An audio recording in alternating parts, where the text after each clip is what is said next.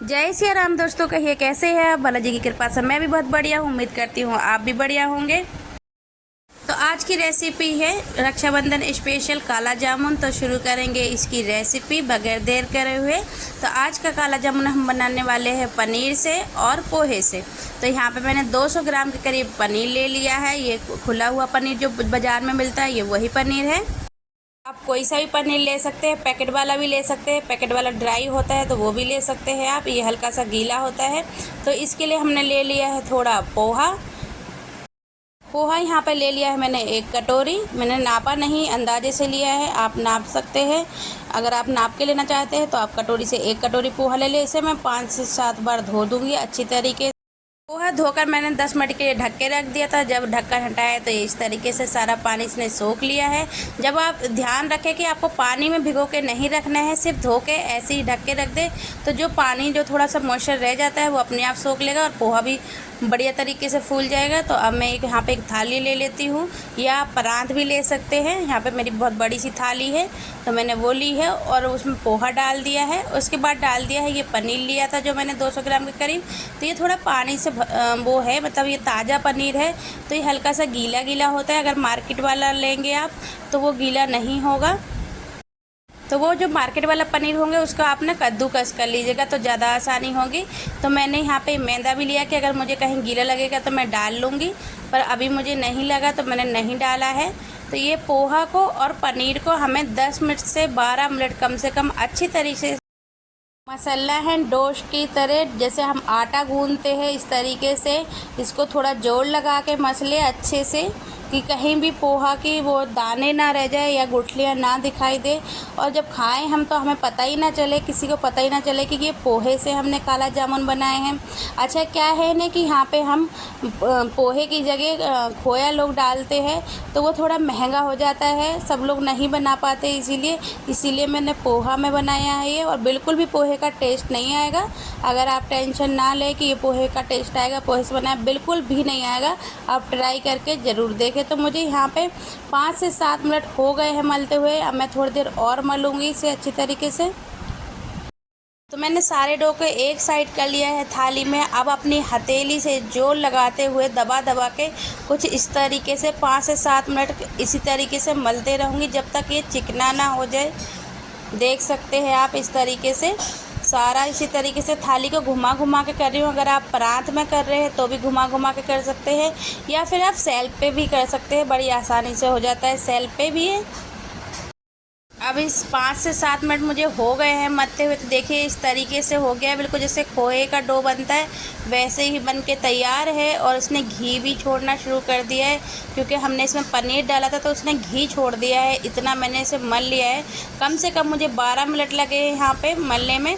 तो मैं क्या करूँगी, 2 चम्मच डाल दूँगी मैदा इसे, जिससे कि अच्छे से मिक्स हो जाए डो। और दूसरी बात कि हमें गोले बनाने में आसानी हो और वो फटे ना। यहाँ पे मैंने 2 ही चम्मच लिया है। अगर आपका पनीर ज़्यादा गीला है तो आप उससे ज़्यादा भी डाल सकते हैं। 4 से 5 चम्मच तक मैदा डाल सकते हैं आराम से, ऐसे कोई ज़रूरी नहीं है। और मैदा डालने के बाद आप इसे ज़्यादा ना गूँथें, वरना ये गुलाब जामुन की तरह ऊपर से एकदम नरम नरम बनेंगे।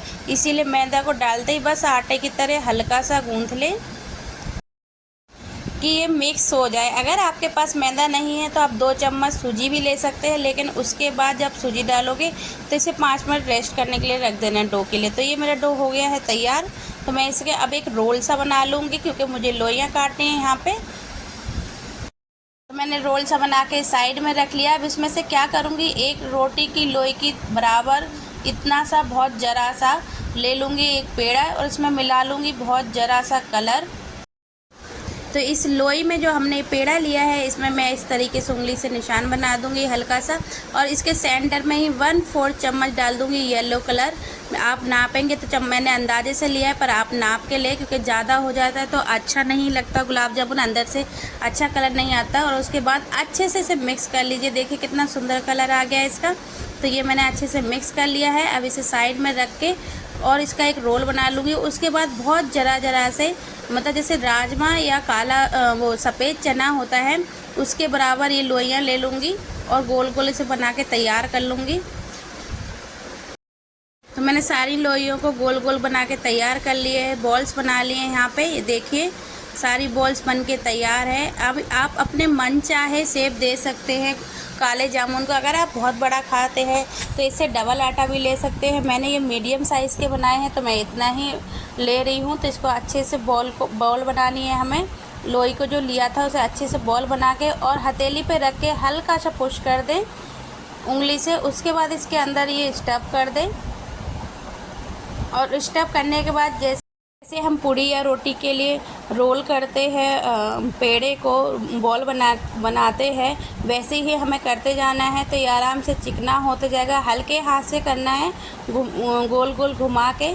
तो ये हल्का सा ऑयल भी छोड़ेगा और गोल हो जाएगा। जब ये गोल हो जाए इस तरीके से तो आप समझ लीजिए कि आपके गुलाब जामुन की बॉल बनके तैयार हो गई है।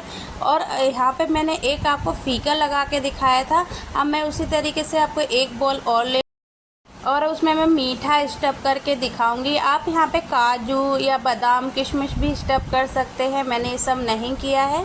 तो मैंने ये जो छोटी सी बॉल है येलो कलर की वो ली और यहाँ पे एक 1.5 चम्मच चीनी रख ली थी।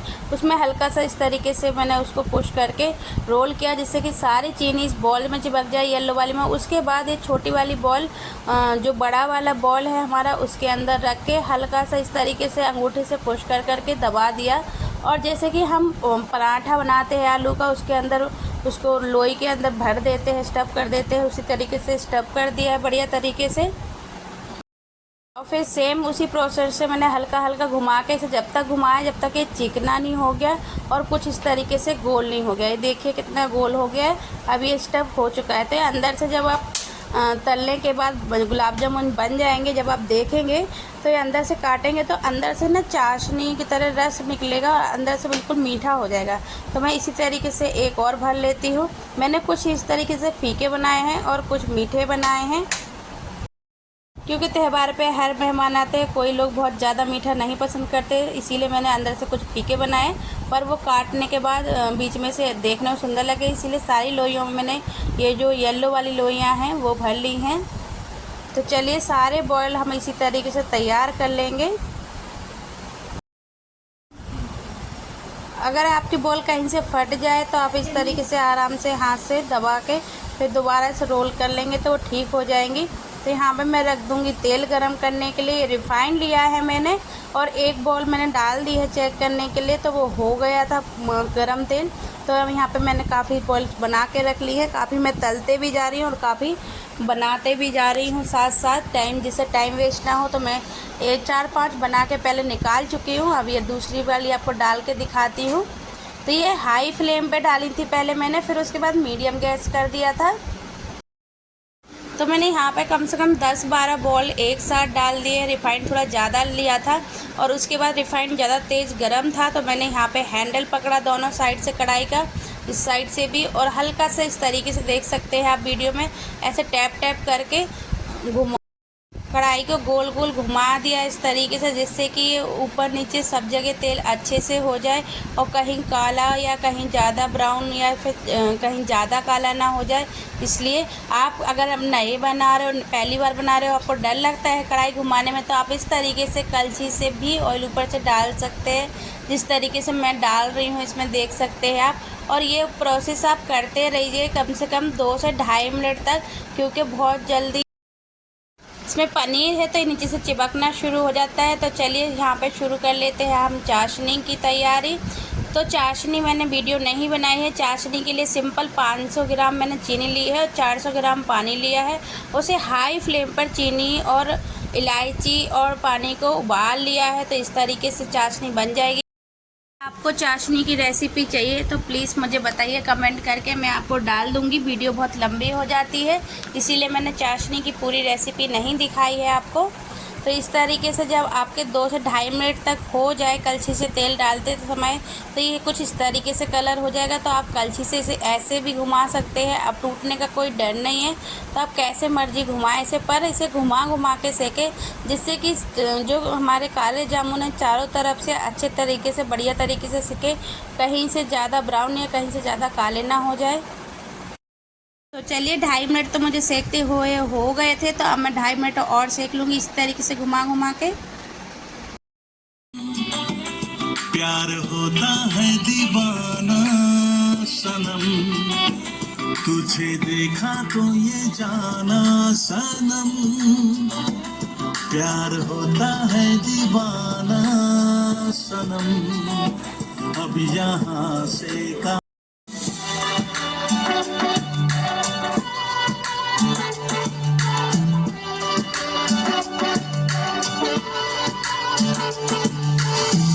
ये दिल कहीं लगता नहीं, क्या कहूँ मैं क्या करूँ, मैं क्या करूँ। हाँ तू सामने बैठी रहे।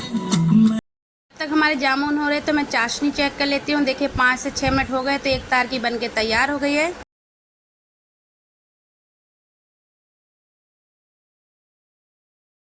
इसे हल्का गुनगुना रखने के लिए रख दूंगी बंद करके गैस। इधर काले जामुन भी सिकने वाले हैं। देखिए कितना मैंने यहाँ पे हाई फ्लेम कर दी है क्योंकि मुझे इनको काला करना है। तो हाई फ्लेम पे भी इसी तरीके से चला चला के मैं सेक लूँगी चारों तरफ से इनको। ये देखिए आप देख सकते होंगे वीडियो में। अगर आप प्रॉपर काले खाते हैं तो और ज़्यादा सेक लीजिए, और जब आप सेकेंगे तो आपको एक कड़क से दिखेंगे, पर आप टेंशन ना लें, ये ऐसे दिखेंगे आपको लेकिन होंगे नहीं कड़क। आप बेफिक्र होकर सेके इन्हें। आप जितना काला खाते हैं तो मैंने यहाँ पे नॉर्मल जो जैसे नॉर्मल लोग खाते हैं नॉर्मल काला तो मैंने उतना कर लिया है। तो यहाँ पे सिक्के तैयार हो गए हैं तो मैं सारे काले जामुन को निकाल लूँगी और दूसरे भी इसी तरीके से डाल दूंगी। तो यहाँ मेरी चाशनी गुनगुनी है, ठंडी कर ली थी मैंने इनको। तो एक चीज़ को हमें गर्म रखना है, एक को रूम टेम्परेचर या गुनगुना रखना है। तो मेरी चाशनी है जो काला जामुन बनने में टाइम लगता है तो आप पहले चाशनी को ही बना के नीचे रख ले गैस पे, तो वो ठंडी हो जाएगी। तो ये वाले मेरे 4 से 5 रह गए थे, ये भी मैं सेक रही हूँ और इनको भी निकाल लूँगी। इसको भी निकाल के चाशनी में मैं डाल दूंगी। तो ये चाशनी और एक चीज़ गरम रखनी है, एक चीज़ ठंडी रखनी है, जैसे कि मैंने पहले भी कहा था अभी कुछ देर पहले। तो चाशनी मेरी यहाँ पे रूम टेम्परेचर थी और ये गुलाब जामुन गरम थे तो मैंने डाल दिए और इन्हें डालने के बाद अच्छे से मिक्स कर दूंगी एक बार चला के कलछली की मदद से। इसके बाद मैं ढक दूंगी 15 से 20 मिनट। 20 मिनट बाद देखिए ये कुछ इस तरीके से हो जाएंगे। तो ये अच्छे से रस पी चुके हैं चाशनी, देख सकते हैं आप। गाढ़ी हो गई है यहाँ पे क्योंकि हमने एक तार वाली चाशनी बनाई थी। सिंपली आपको 5 मिनट हाई फ्लेम पे बॉईल करेंगे चाशनी को तो एक तार की हो जाएगी, कोई ज़्यादा आपको चेक करने की ज़रूरत नहीं है। तो यहाँ पे मैं कवर हटा के देखूँगी। देखिए इस तरीके से कितना सुंदर बन के तैयार हो गए हैं ये। तो ये मैं कटोरी में डाल लेती हूँ। आप किसी भी चीज़ में, बाउल में, जिसमें भी आपको अच्छा लगे उसमें सर्व करें।